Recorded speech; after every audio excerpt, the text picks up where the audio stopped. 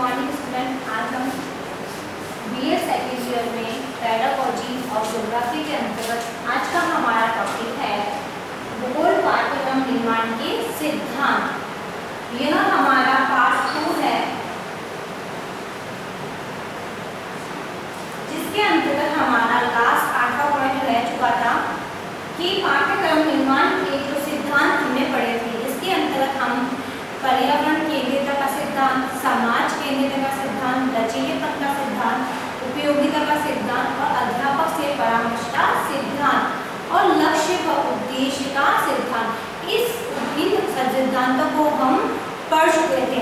हमारा एक लास्ट में एक पॉइंट रह गया था कि बाल केंद्रितता का सिद्धांत, कि बालक केंद्रितता का सिद्धांत क्या है, इसके अंतर्गत किन किन चीज़ों को सम्मिलित करना चाहिए। सबसे पहले हम देखते हैं कि जो हमारा पाठ्यक्रम है वह किसके लिए बना हुआ है, बालक के लिए बना हुआ है। और बालक के लिए जो अति आवश्यक है वह कौन है, अध्यापक है। और अध्यापक क्या करता है, छात्रों को पाठ्यक्रम के माध्यम से अध्यापन कार्य करवाता है। जब वह अध्यापन कार्य करवाता है तो वह पाठ्यक्रम से संबंधित जो भी परेशानियाँ होती है वह छात्र जब परेशानियाँ अध्यापक को बताते हैं तो उन समस्याओं को वह दूर करता है। और पाठ्यक्रम का निर्माण हमें इस प्रकार करना चाहिए जो समस्त चीज़ों से संबंधित होता हो, चाहे पर्यावरण से संबंधित हो, चाहे समाज से संबंधित हो। उसके अंतर्गत पाठ्यक्रम सिद्धांत निर्माण के सिद्धांत के अंतर्गत उपयोगिता भी होनी चाहिए, ज़्यादा कठोर भी नहीं होना चाहिए, लचीलापन आना चाहिए। और जब भी कोई परेशानी आए तो हम एक अध्यापक से उस समस्या के बारे में परामर्श भी कर सके। और जो पाठ्यक्रम है वह पूर्णतः बालक पर केंद्रित होना चाहिए, क्योंकि जब हम पाठ्यक्रम के माध्यम से जब हम छात्रों को अध्यापन कार्य करवाते हैं तो वह किसके लिए होता है, केवल अध्यापक के लिए, केवल बालक के लिए होता है। तो बालक पर विशेष ध्यान रखकर कि बालक कैसा पाठ्यक्रम चाहता है, तो जब हम पाठ्यक्रम का निर्माण कर रहे हैं तो वह पाठ्यक्रम बालक के लिए कितना उपयोगी है या सरल है या कठिन है, उनका विशेष ध्यान रखना चाहिए। उसके बाद भी क्या करना चाहिए, पाठ्यक्रम का निर्माण करना चाहिए। और भूगोल के अंतर्गत हम देखें, जब हम पाठ्यक्रम का निर्माण करते हैं तब हम उसमें सभी चीज़ों को सम्मिलित किया जाता है। चाहे आप देखो कि हम ध्रुव प्रदेश को सम्मिलित करें, चाहे हम संसार प्रदेश को सम्मिलित करें, क्योंकि जब भूगोल का पाठ्यक्रम बनता है तो वह सभी चीज़ों से सम्मिलित होता है। चाहे हमारे जो भौतिक परिवेश है, हमारे आसपास का कैसा वातावरण है, उनसे संबंधित सभी चीज़ों का वर्णन पाठ्यक्रम में होना चाहिए। क्योंकि जब बालक पर्यावरण संबंधित या भूगोल संबंधित जब अध्यापन कार्य करवाएगा तो उसे सबसे पहले पर्यावरण अध्ययन का ज्ञान होना अति आवश्यक होता है। अगर बालक प्राथमिक स्तर से ही हम बालक को बेसिक चीज़ों का ज्ञान देंगे तो क्या होगा कि छात्र उस विषय संबंधित को पढ़ने में रुचि उत्पन्न कर पाएंगे। अब हम देखते हैं बाल केंद्रितता का सिद्धांत।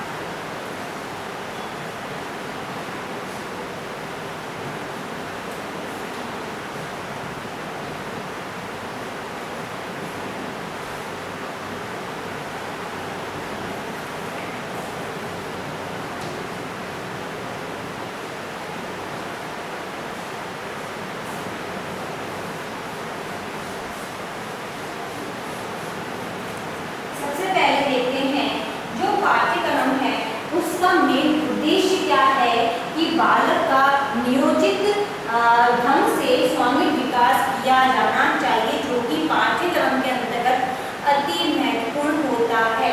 उनका मेन उद्देश्य क्या है, बालक का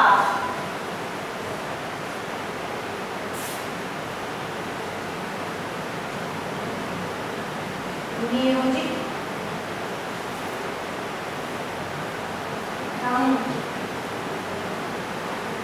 से स्वांगिक विकास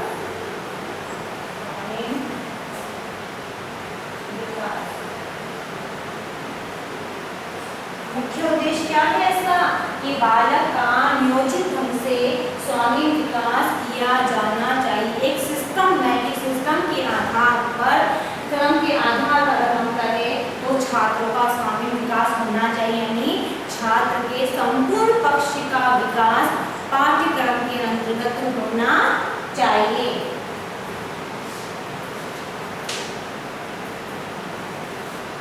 नेक्स्ट है बालक के लिए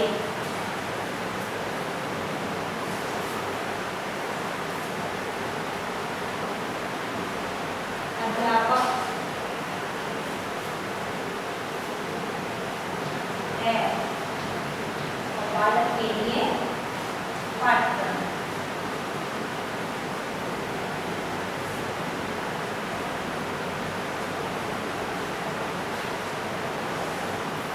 आगे हम देखें तो क्या है कि बालक के लिए अध्यापक है और बालक के लिए पाठ्यक्रम होता है। विद्यालय में जो शिक्षक होता है, जो अध्यापक होता है, वह किसके लिए रखा जाता है? बालक के लिए रखा जाता है। और पाठ्यक्रम जो भी होता है वो भी किसके लिए होता है? बालक के लिए होता है। इसलिए जो विद्यालय में लगाए गए जो अध्यापक होते हैं उन्हें भी इसके अंतर्गत संपूर्ण ज्ञान होना चाहिए कि पाठ्यक्रम में क्या सम्मिलित किया जाए, क्या सम्मिलित नहीं किया जाए, और साथ ही साथ जो पाठ्यक्रम है वह बालक के अनुसार ही होना चाहिए। अब नेक्स्ट है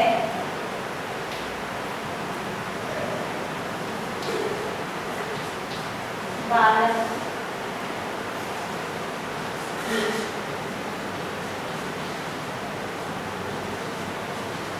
आवश्यकता,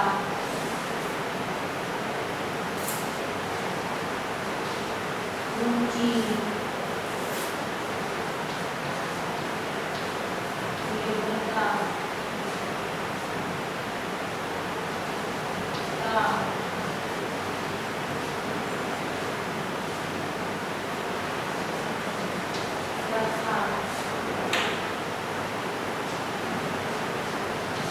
अब इसके साथ हम देखें तो बालक की जो आवश्यकता है, जो रुचि है, जो स्तर है, जो योग्यता है, उसका भी ध्यान रखना चाहिए।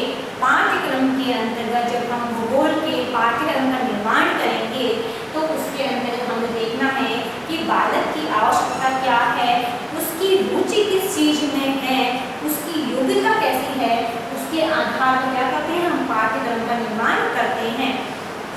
जब हम पाठ्यक्रम का निर्माण करेंगे और वह उसकी रुचि या स्तर के अकॉर्डिंग नहीं होता है तो क्या होता है कि बालक उस पाठ्यक्रम को पढ़ने में अक्षम हो जाते हैं।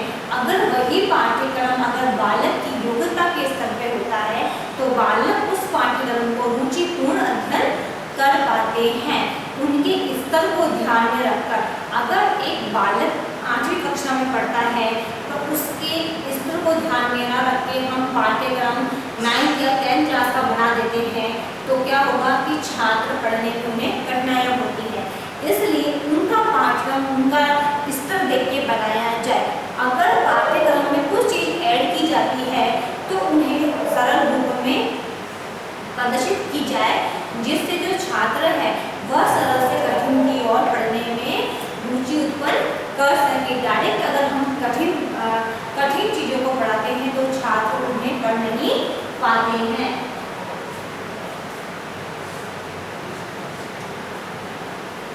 नेक्स्ट है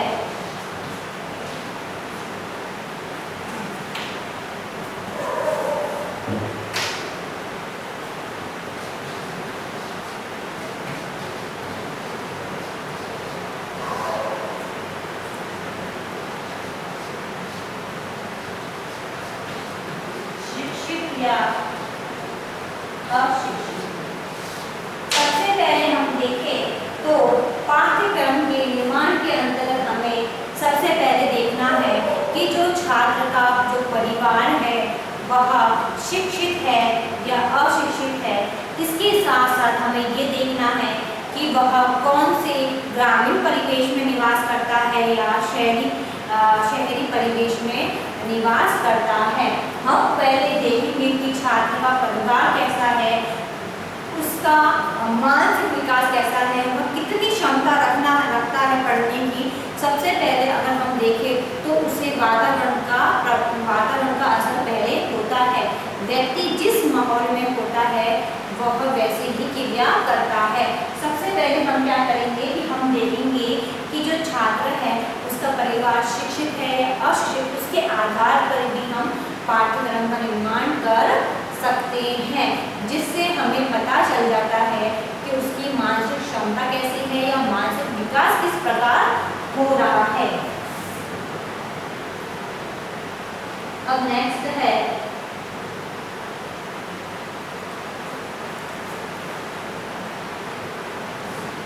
इसके अंतर्गत जो डॉक्टर सिंह थे उन्होंने भी पाठ्यक्रम के सिद्धांत के अंतर्गत कुछ बातें कही है। ठीक है, उन्होंने क्या कहा है कि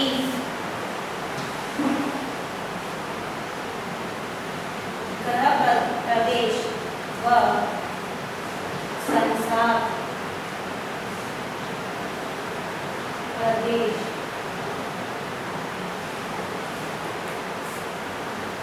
में संबंध स्थापित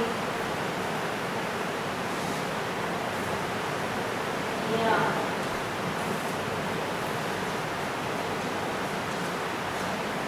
जाना चाहिए। अब जो ये बातें कही गई है सिद्धांत के अंतर्गत कि जो गृह प्रवेश है, संसार प्रदेश है, उनके में संबंध स्थापित किया जाना चाहिए। छात्र को जो जिस जगह वह रहता है, जो उसका गृह प्रदेश है, उनकी जानकारी होनी चाहिए और संसार जो प्रदेश देश में जो चीज़ें क्या हो रही है उनके मध्य भी संबंध को स्थापित करना चाहिए, जिससे छात्र अपने गृह प्रदेश की तो जानकारी रख पाएगा बल्कि संसार प्रदेश की जानकारी रख पाएगा। जो ये सब जो सिद्धांत के अंतर्गत जो बातें कही गई हैं ये सब किसने कही है? डॉक्टर सिंह ने। सिंह ने क्या करा है? अपने सिद्धांत के अंतर्गत इन सब बातों को कहा है। अब देखते हैं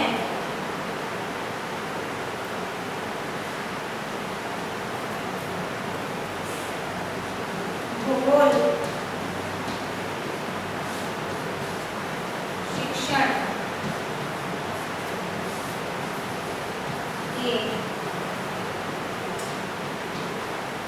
शिक्षण के उद्देश्यों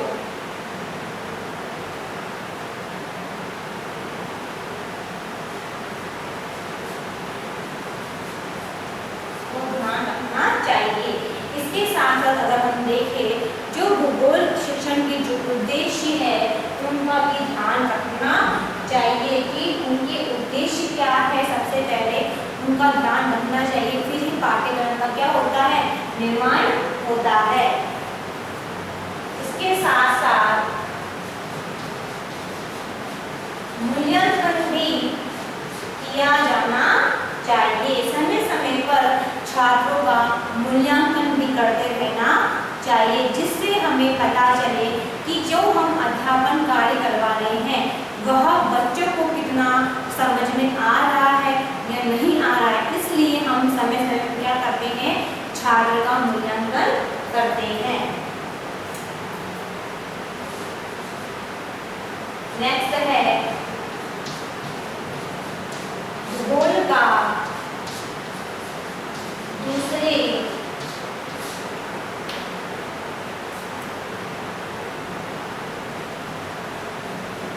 विषयों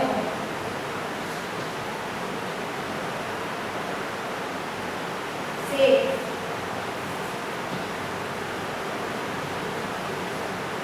संबंध का भी ध्यान रखना चाहिए। और इसके साथ साथ भूगोल का जो दूसरे विषय है उनके मध्य भी संबंध का ध्यान रखना चाहिए कि जो भूगोल विषय है उसका अन्य विषयों से क्या संबंध है, उनकी भी जानकारी होनी चाहिए। और साथ साथ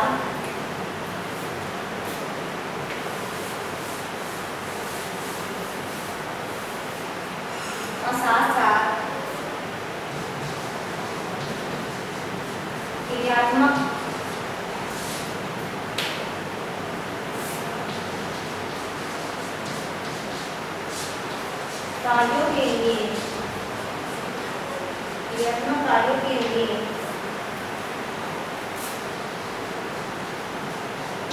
छात्रों को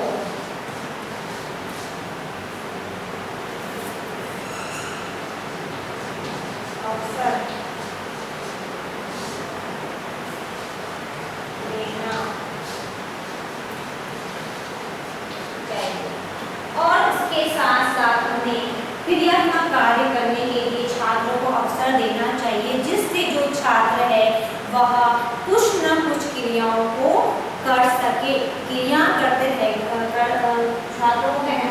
छात्रों को क्रियात्मक कार्य के लिए प्रेरित करना चाहिए और छात्रों को अधिक से अधिक अवसर देने चाहिए कि वह कुछ कार्यों को करने का प्रयास करे।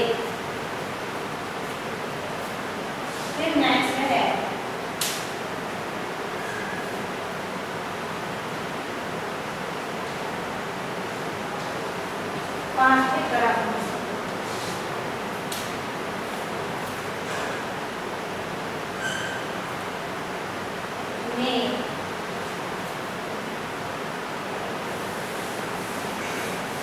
पाठ्यक्रम में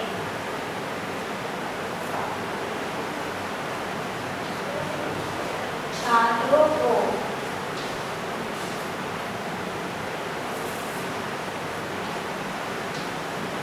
दोहराने का अवसर प्रदान करना चाहिए। और इसके साथ साथ भूगोल पाठ्यक्रम निर्माण के अंतर्गत पाठ्यक्रम में छात्रों को दोहराने का अवसर प्रदान करना चाहिए। जब भी भूगोल पाठ्यक्रम का निर्माण हम करेंगे तो छात्रों को अवसर देना चाहिए कि जो भी हमने कार्य छात्रों को करवाया है उसको दोहराने का अवसर उन्हें मिले, जिससे वह अधिक ज्ञान को प्राप्त कर सके। जो हमने अध्यापन कार्य करवाया है उसको अच्छे से समझ सके। तो ये था भूगोल पाठ्यक्रम निर्माण के सिद्धांत कि जब भूगोल पाठ्यक्रम का जब निर्माण करते हैं तो उनके लिए कौन कौन से सिद्धांत होने चाहिए जिनको हम पाठ्यक्रम में सम्मिलित कर सकते हैं। तो मैंने आपको इससे संबंधित 8 पॉइंट को पढ़ाया है। जो ये 8 पॉइंट है वह जो सिद्धांत है वह क्या है, पाठ्यक्रम निर्माण के लिए बहुत ही उपयोगी होते हैं। जिसके अंतर्गत जो ये पॉइंट था आज का बाल केंद्र सिद्धांत, जिसमें मैंने आपको बताया कि बालक को केंद्र बनाकर ही जब पाठ्यक्रम का निर्माण करते हैं तो बालक उसको अच्छे से अध्यापन कार्य कर सकते हैं। तो इसके अंतर्गत हमें केवल बालक पे ही फोकस करना पड़ता है कि बालक की आवश्यकता, जो रुचि है, जो स्तर है वह किस अकॉर्डिंग है, जिसके आधार पर हम पाठ्यक्रम का निर्माण कर सके, जिससे छात्र को पाठ्यक्रम को पढ़ने में किसी प्रकार की परेशानी ना हो सके। इसके साथ साथ अगर हम देखें तो भूगोल है उसका अन्य विषयों से क्या संबंध हो सकता है। जैसे हम भूगोल को पर्यावरण के अंतर्गत भी हम पढ़ते हैं, तो जब हम पर्यावरण का अध्ययन करते हैं तो संबंधित कुछ जो चीज़ें होती हैं वो भूगोल में भी होती है। तो हम भूगोल का दूसरे विषयों से संबंध स्थापित कर सकते हैं। और समय समय पर जब पाठ्यक्रम जब हम अध्यापन कार्य करवाते हैं तो हम छात्रों का समय समय पर मूल्यांकन कार्य भी करना चाहिए, ताकि बच्चा पढ़ने में रुचि ले सके कि जब उसका मूल्यांकन किया जाए, उसका परीक्षण किया जाता है तो बालक उस हमारे द्वारा कराए गए अध्यापन कार्य को समय पर पढ़ते हैं। जिससे क्या होना चाहिए कि समय समय पर छात्रों का मूल्यांकन भी करना चाहिए और उनके उद्देश्य को ध्यान में रखकर पाठ्यक्रम का निर्माण भी करना चाहिए, ताकि जो छात्र है उसे समस्त चीज़ों का ज्ञान प्राप्त हो सके।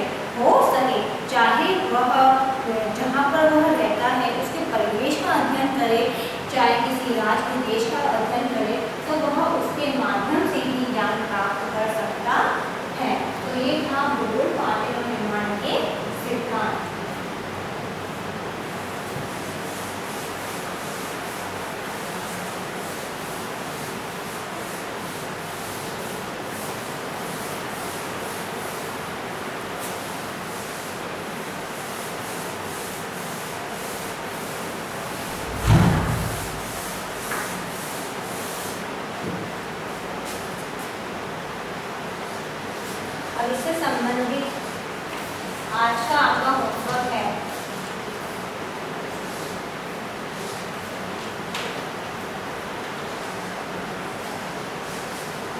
भूगोल।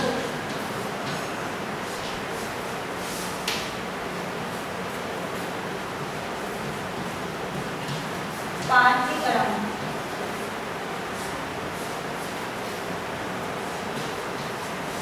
निर्माण के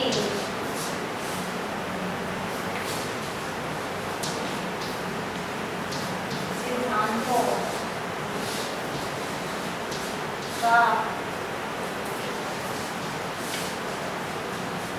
वर्णन